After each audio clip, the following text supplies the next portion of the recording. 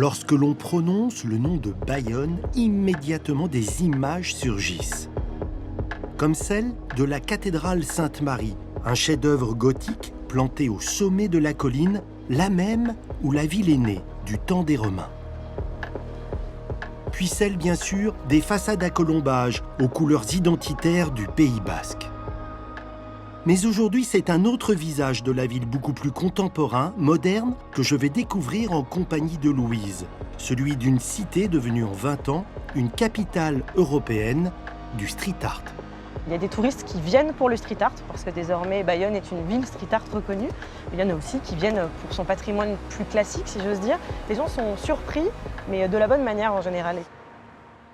J'en profiterai pour aller au Musée basque et de l'histoire de Bayonne, qui abrite la plus importante collection ethnographique consacrée au Pays basque en France. Les Basques ne sont pas des gens qui sont arrivés intouchés par la modernité jusqu'à aujourd'hui, c'est faux. Par contre, tant qu'un objet a un usage et tant qu'un objet est parfaitement adapté à son usage, on ne va pas en changer facilement. Le temps d'un détour à Bayonne, j'aimerais bien comprendre comment l'on peut être fidèle à son histoire, à ses racines, tout en étant dans la modernité.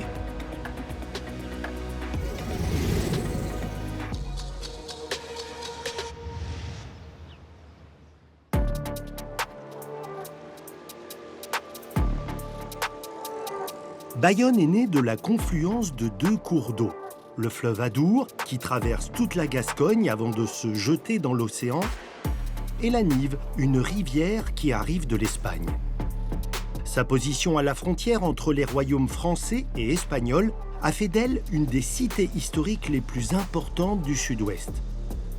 Une ville que je vais découvrir avec Louise Martin, qui organise des visites mêlant patrimoine ancien et street art.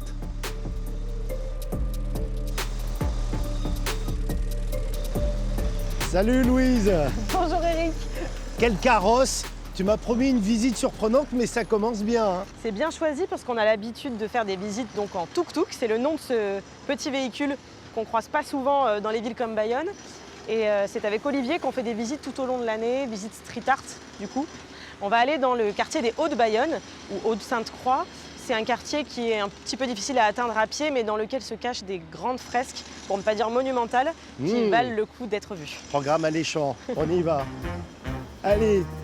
Eh ben bonjour Olivier. Ah super. C'est vachement bien. Hein. Mais ma grande surprise Olivier, c'est de ne pas entendre de moteur, de bruit. Eh ben, on est sur des véhicules 100% électriques. Donc un moyen convivial, atypique, discret pour aller visiter Bayonne autrement. Et petit gabarit, je vois voilà. que ça rend service aussi. Voilà, on peut se faufiler dans ces petites rues, aller vraiment au cœur de la ville, découvrir l'architecture, l'histoire, tout en se promenant. Ouais. Donc, là, on arrive à la cathédrale, hein, c'est ça? Exactement, la cathédrale et le cloître. Bayonne, c'est quand même une ville qui a un patrimoine qui saute aux yeux avec toutes ces maisons, ces façades à colombage. Hein. C'est une ville avec un patrimoine très riche. Elle est labellisée ville d'art et d'histoire.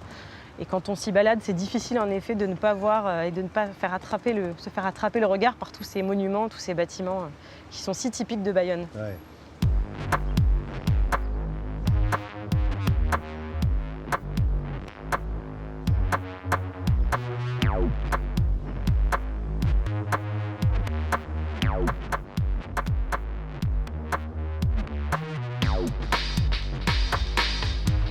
Louise est l'une des chevilles ouvrières du Centre d'art associatif Cachou, à l'origine du développement du street art dans Bayonne.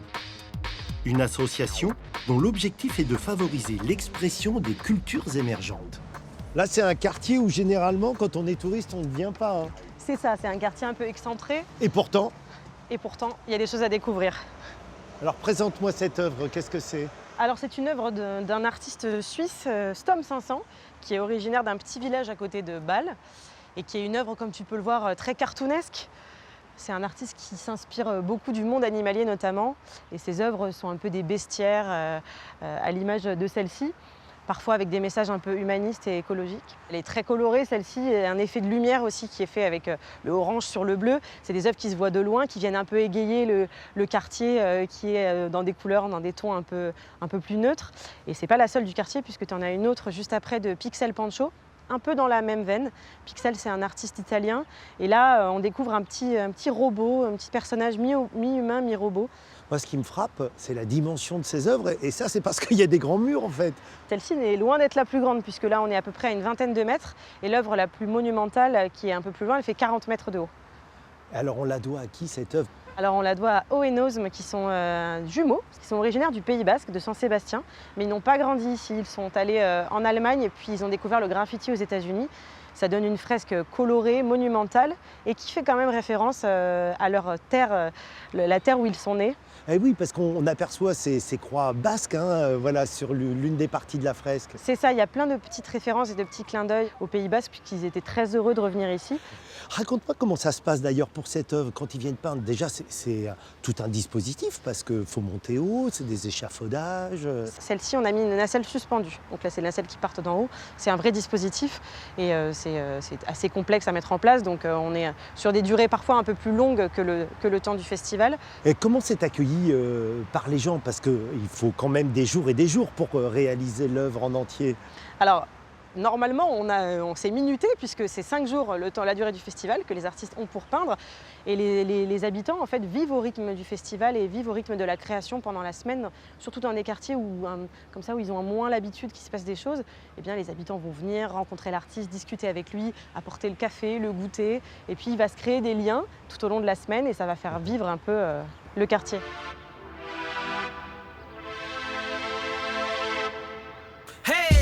Vive tu sueño, vive tu sueño, vive tu sueño, vive tu sueño. Hey, your dreams you need to live, dreams you need to live, dreams you need to live. Hey.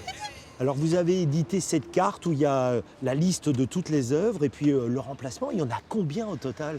Une petite centaine, on peut dire, aujourd'hui. Mais c'est énorme! C'est énorme, ça paraît énorme, c'est vrai, dans une ville comme Bayonne. Il y a beaucoup de grandes fresques, il y a aussi quelques petites interventions un peu plus cachées, un peu plus secrètes, mais c'est vrai que ça commence à faire ce qu'on aime bien appeler un beau musée à ciel ouvert.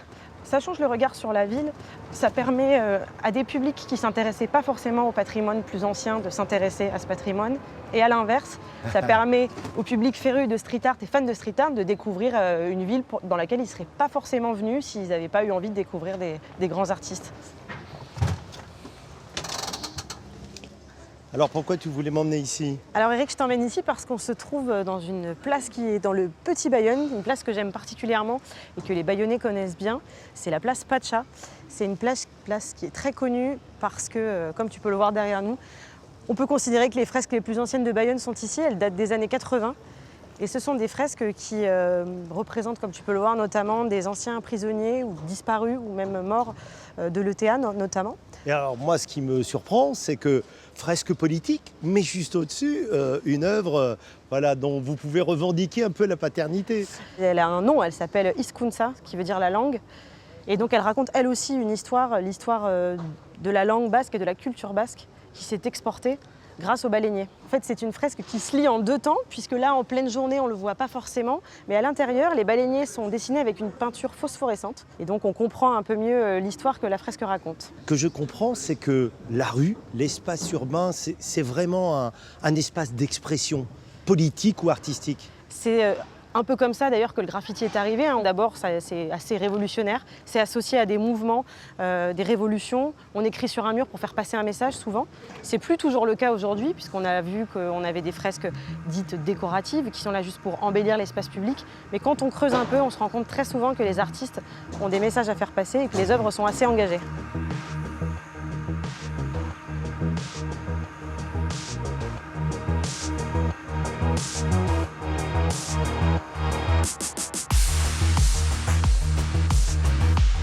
Là, on traverse l'Adour, on va vers le quartier Saint-Esprit. C'est un peu là où tout est né pour vous? C'est un peu là où tout est né, puisque c'est là où se trouve la galerie Cachou.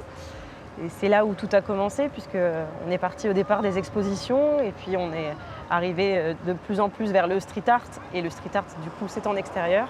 Et c'est là qu'ont commencé les premiers artistes à peindre et que les premières fresques sont apparues dans le quartier Saint-Esprit. Et il y en a une en particulier ici qui te parle?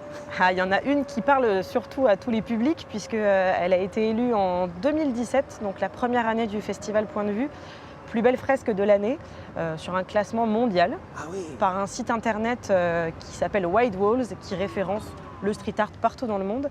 Et les internautes sont invités à voter. Et à notre grande surprise, puisqu'on ne savait même pas ni l'artiste qu'elle était dans le classement, elle est arrivée première et c'est un artiste espagnol qui s'appelle Day. C'est une fresque un petit peu futuriste, voilà. C'est ici? C'est ici. Bienvenue.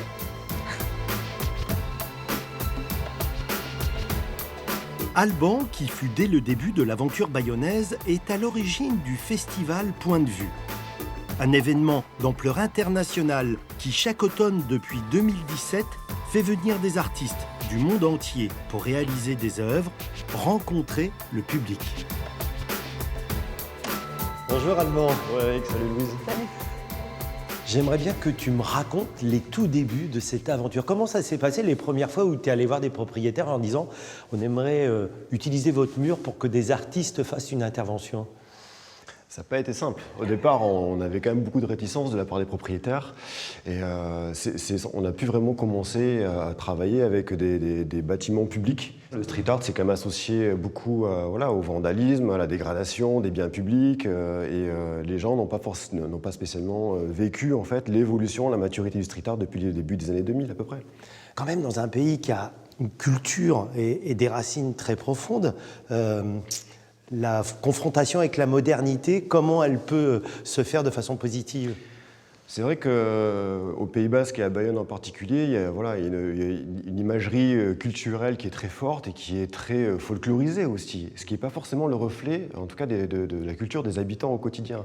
C'est aussi pour ça que je pense qu'on a réussi à franchir le gap entre une culture qui était traditionnelle, avec sa ville taurine, le chocolat, les fêtes de Bayonne, etc. Enfin, tous ces grands rassemblements populaires. Et en même temps, c'est une culture aussi qui est mondialisée. Et le street art aussi est une de ces vitrines-là. Ce qui est intéressant de voir aujourd'hui, c'est que c'est des propriétaires privés qui font appel à l'organisation du festival pour mettre à disposition leurs murs et de moins en moins de bâtiments publics. Est-ce qu'il n'y a pas des œuvres aussi qui font un peu le déclic dans le public? Je pense à cette immense fresque avec l'homme au béret, qui est un personnage connu, hein, c'est un berger de Sarre, avec marqué « Itzaït ». Ça veut dire quoi d'ailleurs? Ça veut dire « ce qui est dit est dit ». En gros, c'est la parole donnée en basque. Et donc, en effet, évidemment, quand des artistes s'emparent, viennent sur un territoire, une ville comme Bayonne, et qui font l'effort de s'intéresser, alors d'aller en effet jusqu'à Sarre pour prendre le portrait de ce berger, eh bien, on se dit que c'est un petit clin d'œil à la population locale et que forcément, l'œuvre va être un peu plus acceptée et en tout cas bien accueillie. Et les habitants vont apprécier que l'artiste ait fait cette démarche.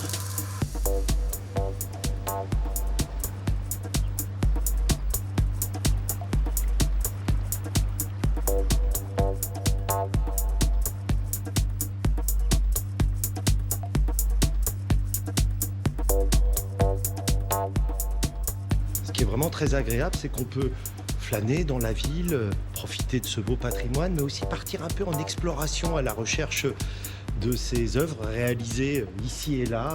Certaines sont très grandes, comme cette fresque, et puis d'autres sont beaucoup plus discrètes, comme par exemple celle de l'artiste C215. C'est un artiste français très réputé, et il a réalisé des collages sur des boîtes aux lettres. Ces collages, ils datent de 2017, et preuve qu'ils doivent plaire à tout le monde, c'est qu'ils existent toujours. Je prends maintenant la direction du Petit Bayonne, ce quartier qui fut dès le Moyen-Âge le port commercial de la ville. C'est sur le quai des Corsaires, dans l'une des plus vieilles maisons de la cité, ancienne demeure d'un négociant, construite au XVIe siècle, que se trouve le musée basque de l'histoire de Bayonne. Sabine Cazenave en est la directrice. Après avoir travaillé dans de nombreux musées de France, Sabine, née d'une mère basque et d'un père béarnais, est revenue au pays.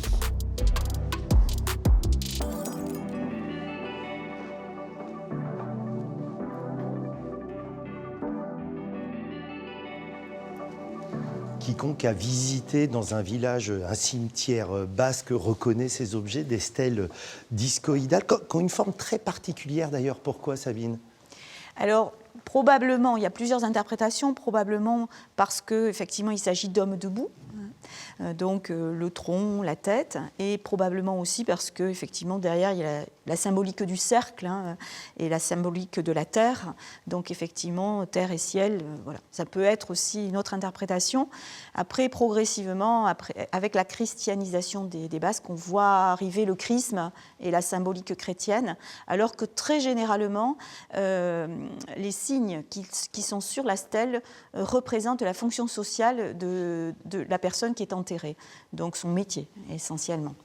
Tu dis que l'un des écueils à éviter pour un musée comme celui-ci, c'est que les objets finissent par devenir muets. Qu'est-ce que tu entends par là ? Certains objets peuvent devenir muets parce qu'on ne les voit plus agis, on ne voit plus leur fonction. Donc c'est pour cela qu'aujourd'hui on introduit davantage le son et l'image qui permettent de redonner un contexte aux objets.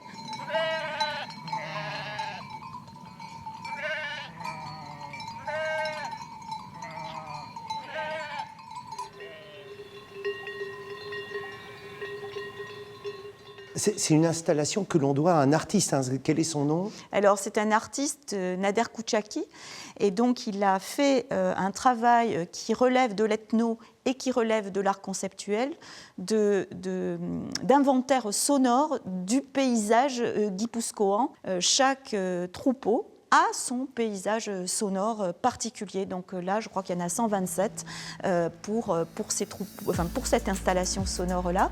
Mais effectivement, en Soule, je crois qu'on en aura autour de 140.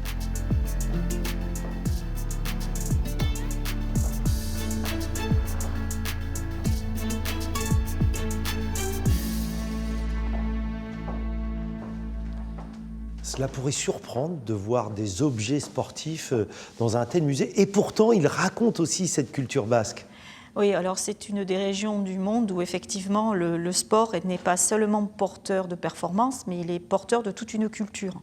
Donc par exemple, les poinçons chantés au Pays Basque, c'est quand même très impressionnant à voir. L'ensemble de l'économie sportive qui tourne autour des innombrables types de gants, de parties, de types de jeux fait vivre toute une économie, effectivement, mais aussi toute une économie culturelle. Le Pays Basque est probablement l'une des régions de France où il y a cette identité la plus vivante, notamment grâce à sa langue. Mais est-ce qu'il n'y a pas un risque à un moment d'être un peu conservateur, un peu sclérosé, j'ose le mot ? Ce n'est pas parce qu'on est porteur d'une tradition et d'un savoir-faire qu'on n'innove pas.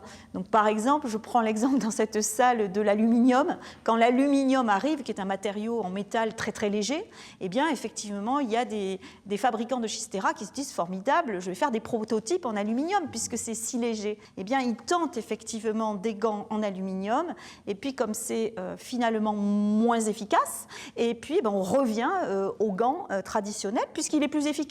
Toi qui as été conservatrice au musée d'Orsay à Paris, j'aimerais bien avoir ton avis sur la présence du street art dans cette ville. J'aimerais qu'on ne perde pas ce côté éphéméra. Parce qu'ici, par exemple, on joue le jeu. C'est-à-dire que chaque année, il y en a de nouvelles qui arrivent et qui en effacent d'autres. Donc il faut accepter le jeu de la disparition. Et c'est bien de pouvoir aussi disparaître pour laisser la place à d'autres choses, me semble-t-il. Voilà.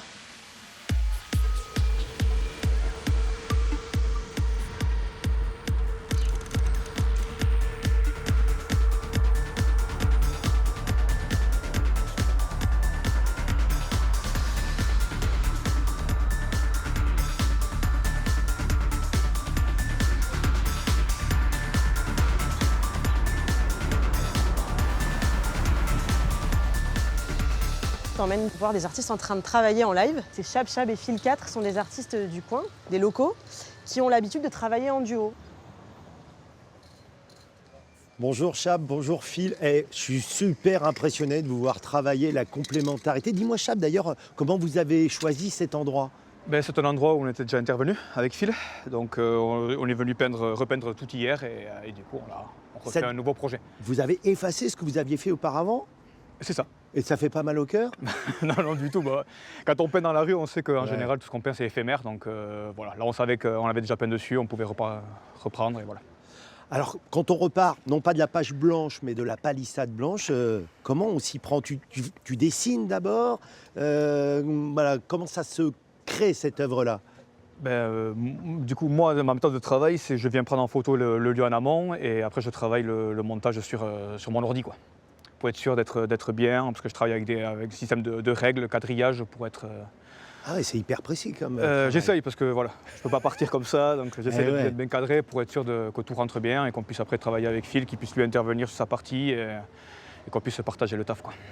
Alors effectivement, hein, vous êtes deux à travailler et le résultat est très différent. Phil, toi, comment tu procèdes? Parce qu'on voit bien là ce demi-visage qui est là, très réaliste, et toi, c'est une interprétation. On n'a pas du tout la même façon de travailler. Il y a un côté beaucoup plus rigoureux et beaucoup plus, organisé. Enfin, tu dépends de ton modèle qui est vachement réaliste, donc il y a un rapport à au réel qui est tout à fait différent du mien. Moi, je suis beaucoup plus dans l'abstraction. Et alors, le fait de produire une œuvre qui n'est pas dans un musée, mais visible par tout le monde, Phil, ça fait quoi? Parce que vous avez des réactions d'ailleurs, hein, là, quand vous êtes en train d'intervenir. De la part des locaux, c'est plutôt encourageant. Ouais. C'est même carrément soutenu, sachant qu'on peint surtout sur des palissades en bois, sur des choses qui recourent des chantiers, et des lieux qui sont, un peu plus ingrats visuellement. Et donc c'est quand même bien soutenu par les locaux et ça nous encourage. Oui, parce que cette palissade, elle est quand même au pied de cette tour du XIIe siècle. On est dans les remparts, là, vraiment dans la partie historique. Est-ce que tu as l'impression d'être respectueux avec ce patrimoine ancien ou pas du tout, Chab? Non, non, on intervient, on ne touche pas à la pierre en plus, donc on ne va absolument pas toucher au patrimoine et non, on s'incorpore dedans, quoi. Vous retirez, j'ai l'impression quand même, beaucoup de satisfaction tous les deux, là, quand vous reculez et que vous regardez l'œuvre. Bah, forcément. Hein, les yeux brillent, quoi. Ah, mais le lieu, il fait pour beaucoup. Cette voûte en pierre, cette vieille ville, c'est quand même très, très agréable, quoi. Et puis c'est vachement exaltant de bosser sur des grands formats, en fait. Le recul qu'on prend, c'est surtout pour avoir une notion objective de ce qu'on produit. Et après, bien sûr, il y a toute une satisfaction qui en ressort. En tout cas, bravo à tous les deux. Cette rencontre passé-présent, je trouve, alors qu'elle est d'une fluidité vraiment super. Et puis, quel travail. Merci chapeau beaucoup. bas. Merci. Bravo. C'est gentil, merci. Mille esker. Solé.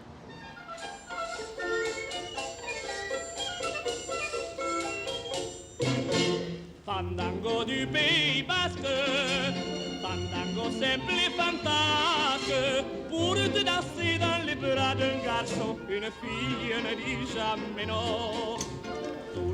Louis, j'aimerais bien savoir, toi, ce que tu aimes, ce que tu retires de tout ce que tu fais ici avec l'association. Si je devais choisir, on va dire, un des éléments qui me plaît le plus, c'est vraiment le lien et le rapport qu'on a avec le public et que ça crée, en fait, d'avoir une ville comme ça qui accueille ce street art. On a pas mal parlé de lien entre le patrimoine ancien et le patrimoine contemporain que sont les œuvres. Et c'est vraiment un bon moyen d'aborder plein de thématiques, de créer du lien avec les gens, que ce soit dans la rue ou à la galerie. Et ce qui est bien aussi, c'est de se rendre compte que finalement, le fait que ce soit dans la rue, les gens, finalement, les œuvres s'adressent à eux. Ils n'ont pas vraiment le choix puisqu'elles sont là. Oui. Là où à la galerie, parfois, ils ont plus de mal à franchir la porte, ils se sentent moins légitimes de venir. Et là, finalement, la discussion se crée et la rencontre se crée au pied de l'œuvre puisqu'elle est dans l'espace public. Question difficile pour finir. Est-ce qu'il y a une œuvre en particulier qui te touche plus que les autres? Ça devait arriver, cette question. Si je fais le lien avec tout ce qu'on s'est dit depuis le début, l'œuvre de Spire correspond en beaucoup de points à une œuvre que j'aime bien pour plusieurs raisons. C'est une œuvre qui représente un homme qui soulève un autre homme, qui soutient. En fait, il y a vraiment une notion d'entraide. Et c'est une œuvre qui, au-delà de son esthétique, me parle beaucoup puisque l'artiste s'est imprégné du lieu dans lequel il a peint. Il s'est renseigné sur l'historique du lieu, sur tout ce qu'il a pu se passer dans ce quartier. Et en fait, on se rend compte que c'est un endroit où il y a eu l'accueil de pas mal de personnes. Aujourd'hui, c'est un endroit où il y a un hôpital psychiatrique. Et l'artiste a vraiment pris ça dans son œuvre. Il s'en est imprégné, il le raconte. Il raconte l'histoire des citoyens aussi, citoyens du monde, qui vont se battre, qui vont lutter. Et du coup, là, on est sur une œuvre qui, au-delà de l'esthétique, raconte quelque chose en lien avec le lieu et avec la société actuelle. Donc, on est sur une œuvre très engagée et qui me parle beaucoup.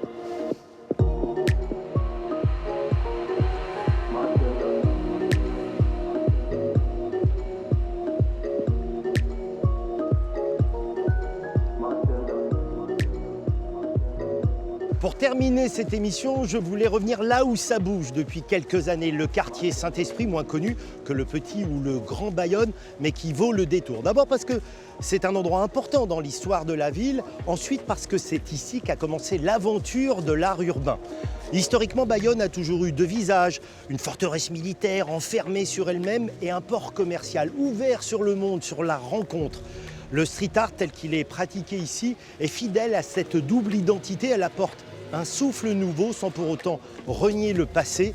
C'est un patrimoine que j'aime particulièrement, un patrimoine en mouvement.